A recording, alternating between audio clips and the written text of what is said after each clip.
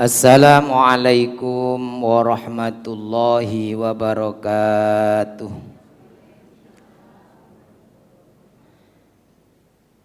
Bismillahirrahmanirrahim. Alhamdulillahi rabbil alamin.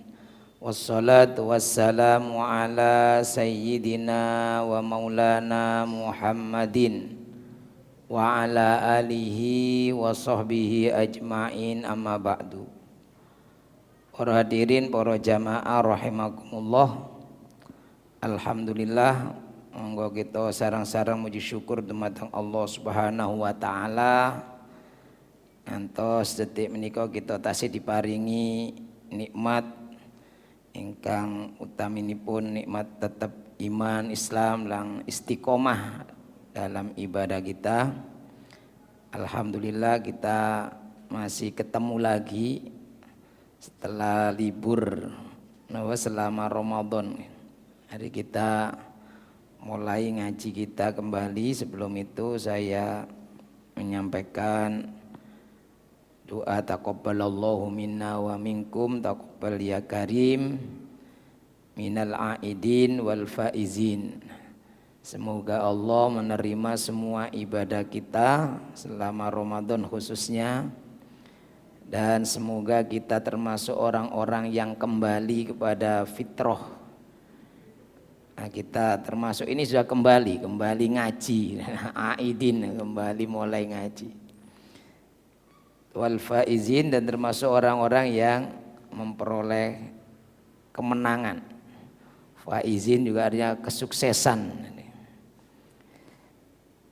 Para hadirin jamaah rahimakumullah, selanjutnya selama kita berkomunikasi, bergaul, apabila ada kesalahan yang saya lakukan sengaja atau tidak, saya mohon maaf lahir dan batin. Demikian juga kalau para jamaah sekalian ada kesalahan, semoga kita semua dilapangkan dada kita untuk bisa memaafkan siapapun yang telah berbuat salah kepada kita, dan semoga kita dijadikan orang-orang yang akan mendapatkan ampunan Allah Subhanahu wa taala. Amin ya rabbal alamin.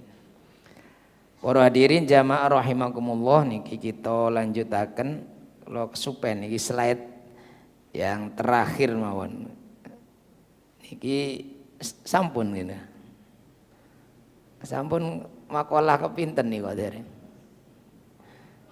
Kesupen nggih. Alhamdulillah. Mboten ana apa, masih ngulangi mboten ana apa. Karena kebaikan itu harus ulang-ulang supaya kita terus ingat dengan kebaikan.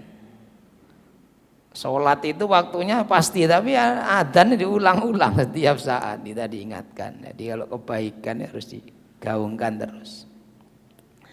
Nah, ini kebetulan slide yang terakhir yang kula kerjakan niku niki.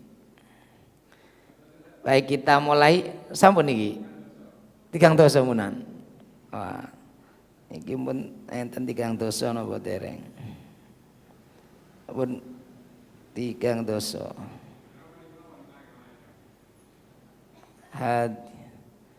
Niki pun kita mulai dari awal nang slide niki yang pertama nggih. Baik, kita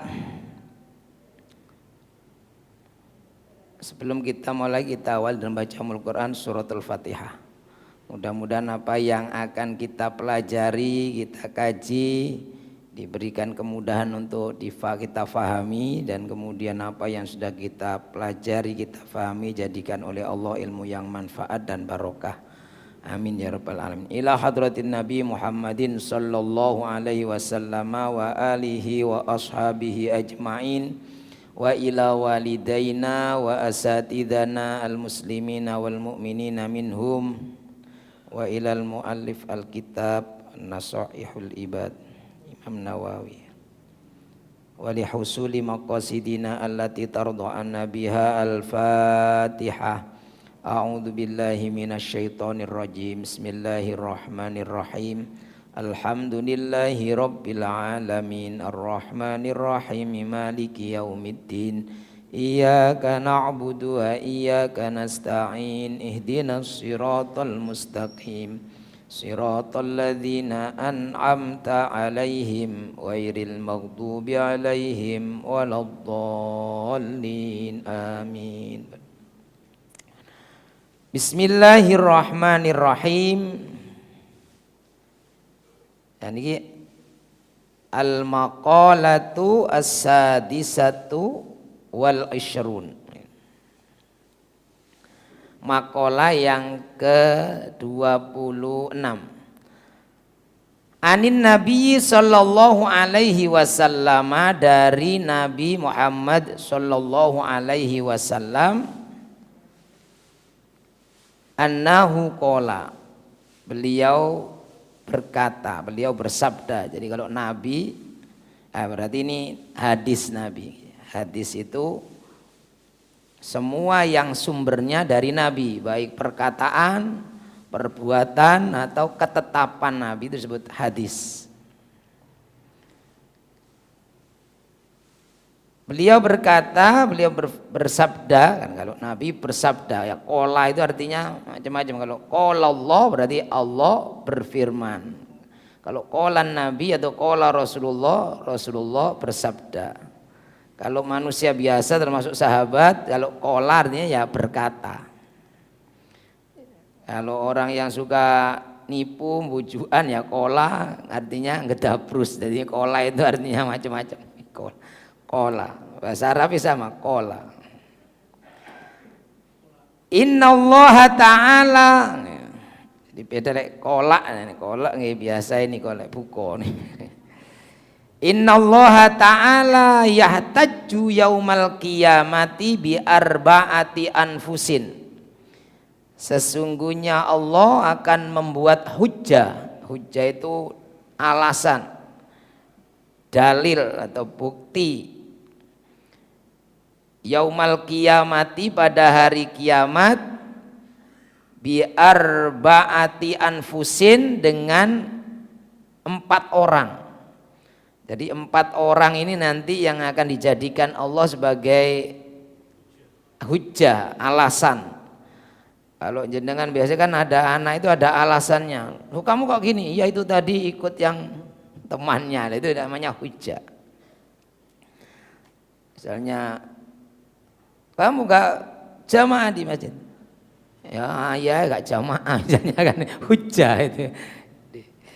Hujjah namanya. Lah nanti pada hari kiamat Allah juga berhujjah dengan 4 orang.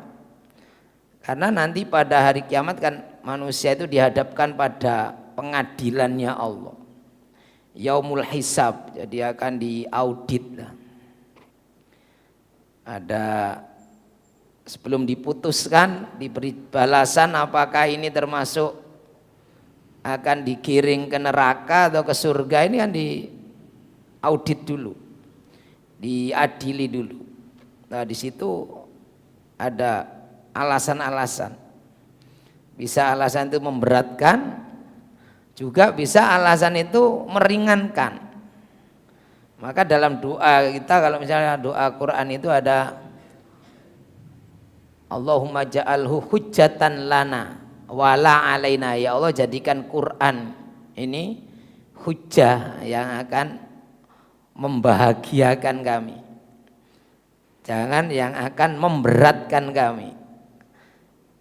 Ya kenapa? Kalau kita melanggar firman Allah dalam Quran, ya itu ya berarti Quran akan menjadi sesuatu yang memberatkan. Kalau kita ini amalnya nanti sesuai dengan Quran, maka Quran akan menjadi penolong, berarti ini akan membahagiakan.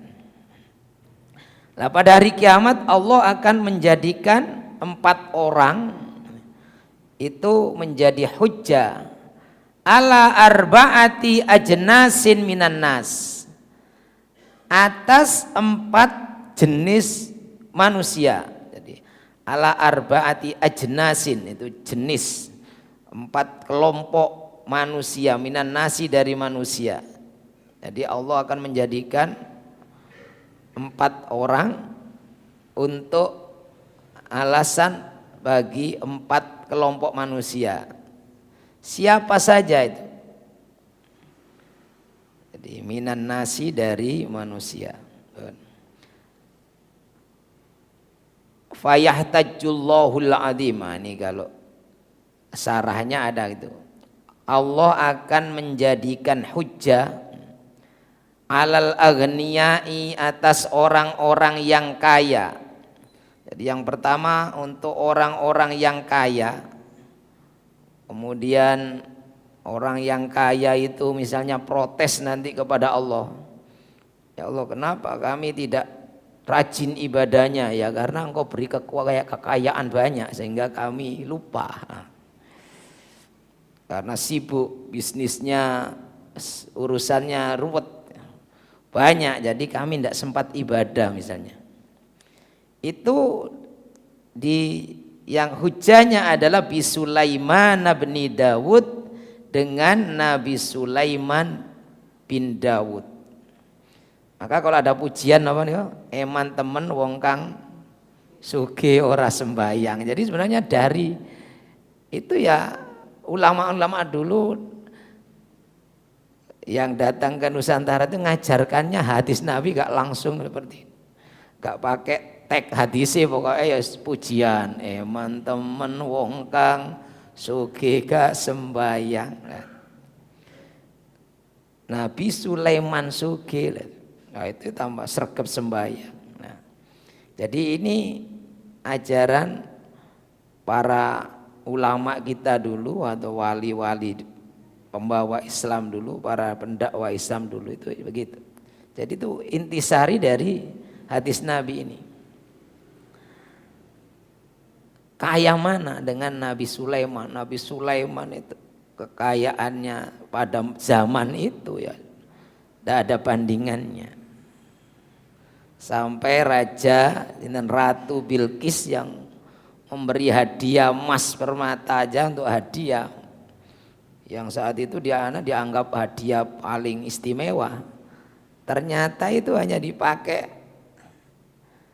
hiasan, bukan hiasan, pakai di dinding-dindingnya kerajaan Nabi Sulaiman. Nah ini, jadi itu diantara menundukkan musuhnya. Bahkan jin pun tunduk kepada Nabi Sulaiman. Kekuasaannya tidak hanya menguasai bangsa manusia, tapi juga bangsa jin dalam kekuasaannya. Apalagi kita ini ada orang bukan presiden, bukan wali kota, bukan, ya mungkin kaya ya segitu saja kemudian tidak ibadah. Nah, ini. Jadi tidak ada alasan. Nabi Sulaiman sudah, Nabi Sulaiman itu mungkin gitu. Sulaiman itu ya kaya tapi ya ibadah. Memang kekayaanmu seperti Sulaiman. Nah, jadi ini yang pertama. Kalau ada yang protes karena kekayaannya sehingga lupa ibadah, ini Allah membuat hujjah pada Nabi Sulaiman. Juga bisa berarti nanti kan dalam Quran disebutkan tatajafa ilal jannati wasiqal ladzina taqaw rabbahum ilal jannati zumaron. Jadi nanti orang-orang yang taat kepada Allah itu akan digiring atau akan dibawa ke surga itu ya sesuai rombongan masing-masing. Jadi ada kloter-kloternya, ada klubnya lah. Jadi yang kaya, taat, nah ini bawa pimpinannya di komandonya itu seperti Nabi Sulaiman, bisa jadi seperti itu. Kemudian kalau kaya, taat ya seperti ini. Nanti ketua kloternya Nabi Sulaiman, bisa jadi gitu. Yang di situ ada karom-karomnya, kelompok ketua rombongan, ketua regunya mungkin Abu Bakar. Nah, itu kan orang-orang yang atau Utsman, kaya tapi dermawan dan sangat taat. Wa alal abidi Wa 'alal abidi, dan Allah akan menjadikan hujjah atas para hamba, atas budak. Jadi kalau ada budak itu orang yang berada dalam kekuasaan orang lain, majikannya. Jadi di atasnya pembantu. Karena budak bisa diperjualbelikan. Jadi budak itu seperti ya rojo koyo kalau sama, ya binatang piaraan yang bisa diperjualbelikan atau dibebaskan, bisa diwariskan. Kalau kepada budak itu Allah berhujjah bi Yusuf, dengan Nabi Yusuf. Nah, kalau yang ini berbeda, biasanya pujian apa? Kalau Nabi Yusuf diidentikan dengan ketampanan kan, emang temen wong kang ganteng atau wong kang ayu gitu, wong kang ganteng, gak sembahyang, Nabi Yusuf. Tapi kalau dalam hadis ini Allah menjadikan hujjah untuk para budak. Nabi Yusuf itu nabi dan pernah jadi budak, pernah dijual Nabi Yusuf itu ketika diketemukan para musafir ya, di sumur. Di sumur yang dibuang memang dia oleh saudara-saudaranya. Nah ini dijual di pasar budak. Jadi Nabi Yusuf itu dulu dijual. Dia pernah jadi budak, bahkan kemudian dijual di pasar, dipajang di pasar, kemudian dibeli oleh seorang perdana menteri. Iftirul Aziz, jadi seorang perdana menteri yang tidak dimerdekakan, dibeli, kemudian dijadikan pelayan di rumahnya, jadi budak, sampai kemudian dipenjarakan. Nah, kemudian kalau ada budak protes kepada Allah, ya Allah saya kan budak, harus melayani majikan, dipekerjakan, jadi nggak ada kesempatan untuk ibadah. Maka Allah berhujjahnya, apakah Yusuf itu bukan budak? Dia budak, dia bahkan dijual di pasar, bahkan dia pernah dipenjarakan, tapi dia ya ibadah, beriman dan beribadah kepada Allah. Jadi tidak ada alasan bagi budak pun untuk tidak beribadah kepada Allah. Jadi ini yang maksud dengan wa 'alal abdi bi Yusufa. Allah menjadikan hujjah atas seorang budak, seorang hamba sahaya dengan Nabi Yusuf. Wa 'alal mardo, dan ke atas orang-orang yang sakit. Wa 'alal mardo, dan atas orang yang sakit, misalnya orang yang sakit dia di hadapan pada pengadilannya Allah ketika sakit itu protes, ya Allah saya tidak sempat ibadah karena engkau uji sakit.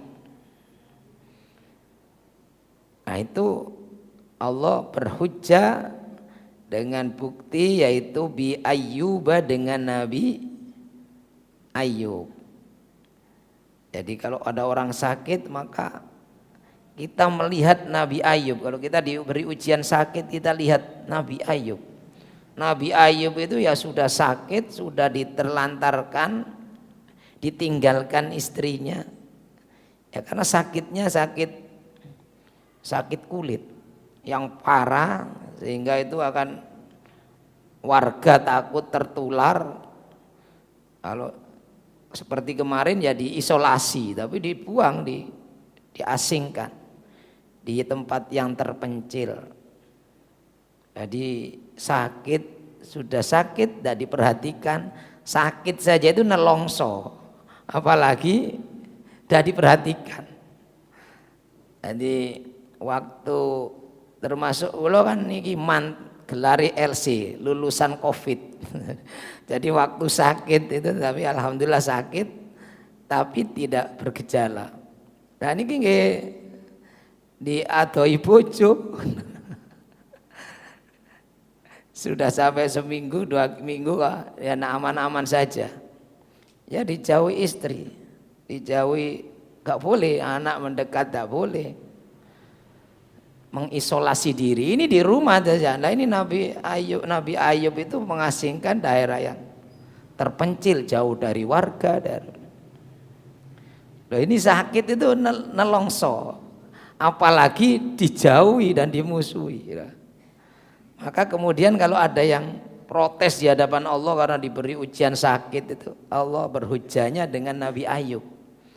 Lebih parah mana sakitmu dengan Nabi Ayub yang diuji dengan sakit begitu parah tapi ya tetap ibadah. Nah, karena itu kita walaupun sakit kemudian kita tetap diwajibkan untuk sholat.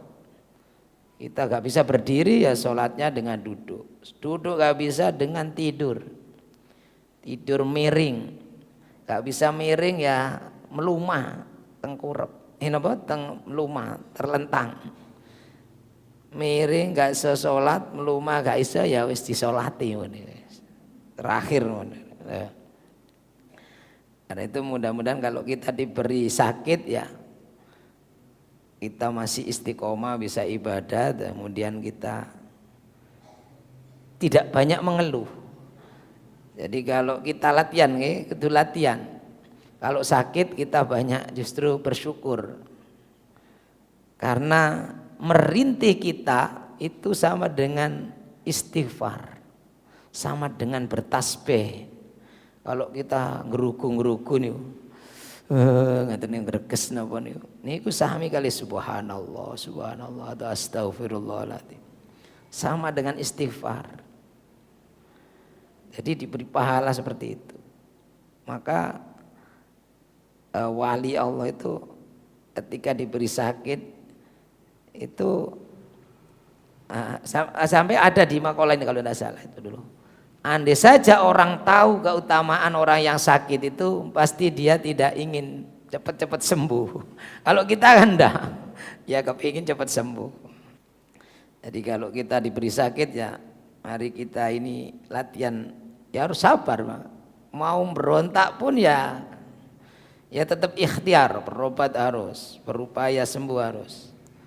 Tapi tidak kemudian mengeluh. Kalau sakit tidak apa-apa, sakit menangis merintih pun karena itu sakit itu bang.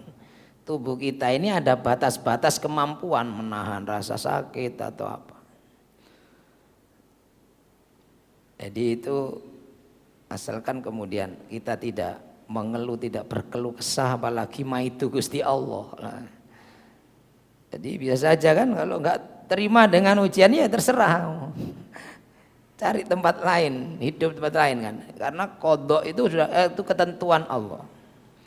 Dalam hadis qudsi itu ada waman lam yardha bi qadai wa qadari falyatlub robban siwai. Kalau kamu tidak terima dengan keputusanku kata Allah, dengan qadha ketentuanku, sudah cari saja Tuhan yang lain. Fala yakhruj min ardi. Kamu keluar dari bumiku cari bumi yang lain. Nah, artinya bahwa ya ini semua adalah kehendak Allah. Kita hanya bisa terus berdoa harus, ikhtiar harus. Nah ini jadi kalau misalnya kita diuji sakit maka kita menjadikan ibroh pelajaran, Nabi Ayub itu lebih sakit, lebih menderita, lebih ngersuloh. Jadi ada ini sama kasus COVID kemarin itu ya, ada teman-teman yang sakit itu ya ngersuloh bener di rumah sakit, gak disambangi, ditilik gak iso, masya Allah.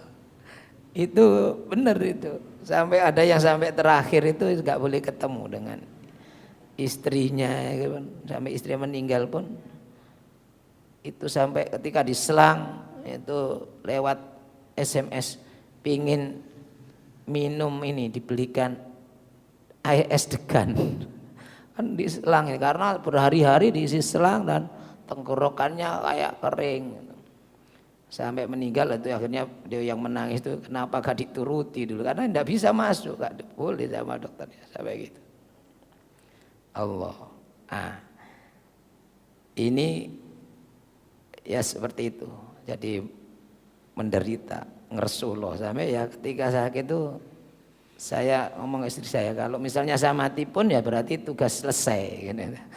Tapi yang ngersuh loh ya maksudnya akhirnya langsung karena sudah 2 minggu akhirnya langsung dirakul gak jadi, gak apa-apa wis sakit kau.